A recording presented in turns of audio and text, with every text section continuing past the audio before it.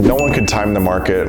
Obviously, if you did, you'd be a billionaire at this point, basically. But the things to look at are all the factors that are going on in the real estate market. So inventory, how many homes are on the market in a given area. Demand is really judged by purchase application data and how many properties go under contract for a given month of the amount of properties that were on the market. The interest rates. So watching what the Fed does and what the 10-year Treasury yield does is going to kind of tell you what the interest rates are going to do. So looking at all those factors together will kind of give you a picture of what the real estate market is going to do. And no one knows what's going to happen. What we do know now is that prices are going to go down. The question is how much and how quickly are interest rates going to fall back down to where they were, or maybe they won't go back down to where they were, but at least in a sustainable range between 4 to 5.5%, I think would be sustainable. So again, no one has a crystal ball, but if you look at those factors, you can kind of see out 3 to 6 months looking at all those different factors in the market.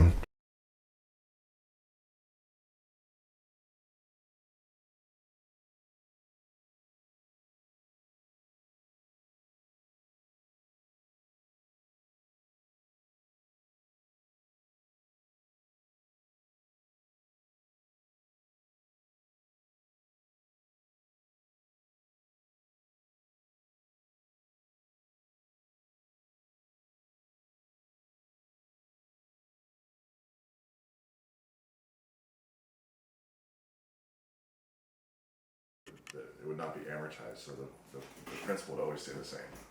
The $300,000 is always going to be there. When you do a traditional mortgage, every month you're paying a little bit towards that $300,000 and you're reducing the principal. And that's called like amortization. Amortization is the amount of what goes to principal and what goes to interest, and there's like a schedule.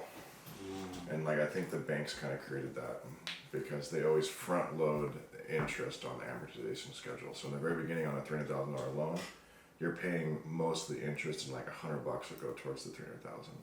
And then towards the end of the loan, it's mostly principal pay down and a little bit of interest.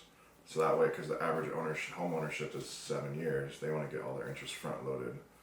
So if you actually keep the loan for 30 years, then your last few payments are mostly principal payments.